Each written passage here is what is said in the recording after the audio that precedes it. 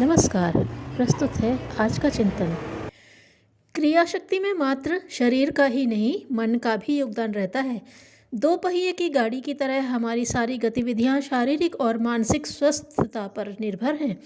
पागलों का शरीर स्वस्थ होता है, पर वे मन मस्तिष्क की दृष्टि से अस्त व्यस्त होते हैं। इसलिए उनका क्रियाकलाप न तो क्रमबद्ध होता है और न उसके लिए किसी सफलता की संभावना का तारतम्य जुड़ता है।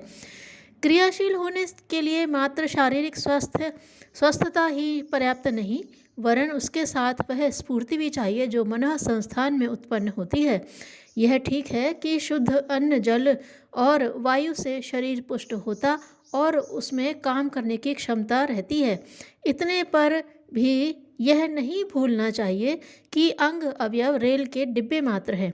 उन्हें घसीट कर ले जाने की शक्ति इंजन में रहती है और वह कुछ नहीं, मात्र मन मस्तिष्क ही है। प्रतिष्ठा का प्रश्न बनाकर मनोयोग पूर्वक किए गए काम सर्वांग सुंदर होते हैं। मूर्तिकार, चित्रकार, कुम्हार, स्वर्णकार आदि कारीगरों में से कुछ की कृतियां बहुमूल्य एवं नयनाभिराम होती हैं। इसके विपरीत कुछ ऐसे भी होते हैं जो परिश्रम तो बहुत करते हैं, किंतु मनोयोग के अभाव में वे काने कुबड़े ही रह जाते हैं। आकृति बनती है, पर उनमें न आकर्षण होता है और न गरिमा सिद्ध करने वाला वर्चस्व। यह ऐसा परिस्थितिवश नहीं होता। साधनों का अभाव या घटियापन होना भी किसी कदर बाधक बनता है, परंतु सबसे बड़ी कमी है मनोयोग का समुचित रीति से समावेश न होना। घोंसले तो दूसरे पक्षी भी बनाते हैं, पर बया पक्षी का घोंसला जैसा सर्वांग सुंदर होता है, वैसा दूसरों का नहीं।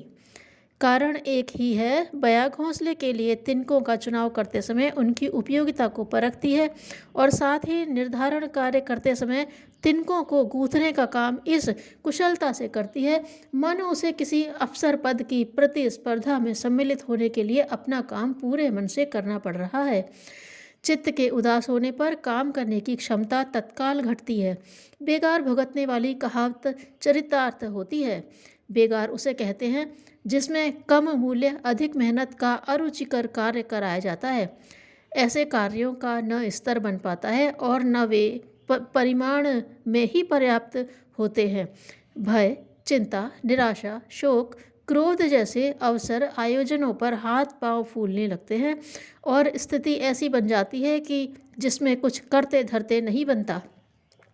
कारण स्पष्ट है कि मानसिक अस्वस्थता के रहते कामों की क्रमबद्धता और उत्कृष्टता का बन पड़ना संभव नहीं। इसके लिए मनुष्य को प्रसन्न चित्त तो होना ही चाहिए, साथ ही काम में रस भी आना चाहिए। जिन कार्यों को रुचिपूर्वक प्रतिष्ठा का प्रश्न बनाकर किया गया है, वे सदा ऐसे होते हैं जिनकी निंदा न की जा सके। छोटे बच्चे दिन भर कुदकते फुदकते रहते हैं। इनके शरीर पर मीटर बांध दिया जाए तो प्रतीत होगा कि वे दिन भर में श्रमजीवी जितना काम कर लेते हैं। बड़ी उम्र के लड़कों के संबंध में भी यही बात है। वे जब खेल के मैदान में प्रवेश करते हैं तो बाजी जीतने की तत्परता में इतनी दौड़ धूप करते हैं जितनी सामान्य समय में नहीं बन पड़ती। खेल में जीतकर आने वाले टीम के हर सदस्य के मन में उत्साह होता है और उसे थकान जैसा कोई अनुभव नहीं होता। यह इच्छा शक्ति, मनः शक्ति और प्रसन्नता का समन्वय है जिसमें सामर्थ्य से अधिक काम कर लेने पर भी मनुष्य थकता नहीं। अन्वेषकों का मत है कि घरेलू कामकाज में चलती फिरती रहने वाली एक महिला 70 वर्ष तक जीवित रहे तो इतनी दूरी पार कर लेती है जितनी कि पृथ्वी की 6 बार परिक्रमा की जा सके।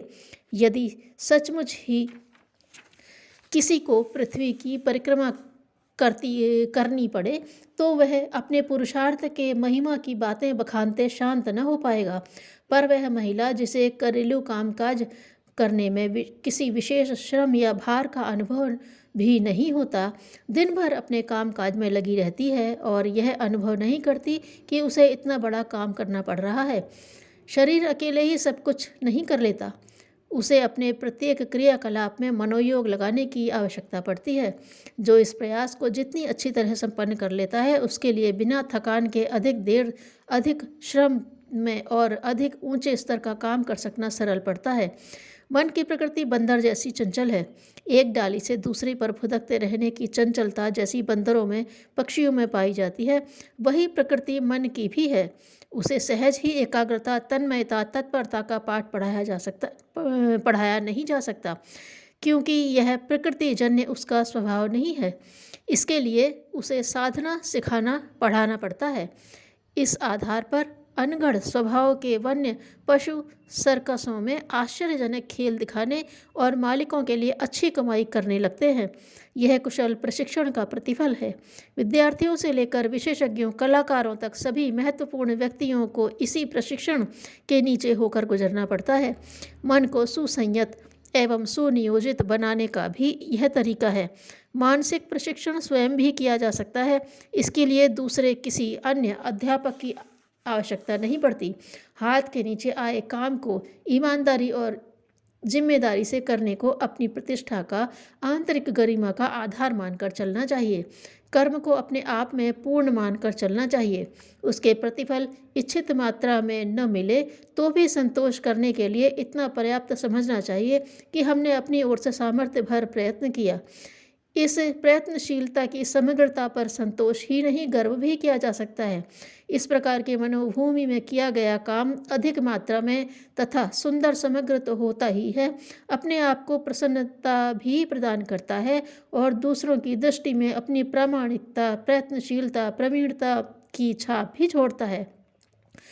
थकान ऐसी स्थिति में आती ही नहीं या कम से कम आती है। कर्मयोगी की मन स्थिति में न थकान आती है और न निराशा को वहन करने की आवश्यकता पड़ती है। काम को कर्तव्य या खेल समझकर उसमें प्रसन्नता का, पौरुष का रसास्वादन करते हुए कोई भी व्यक्ति सामान्य शारीरिक या मानसिक स्थिति में अथवा परिस्थितियों की प्रतिकूलता रहते हुए भी इस प्रकार काम करता रह सकता है, जिसे कर चुकने के बाद थकान के स्थान पर प्रसन्नता की अनुभूति हो। काम लोकोपयोगी चुने जाएं, उनमें नीति, कला का समावेश हो।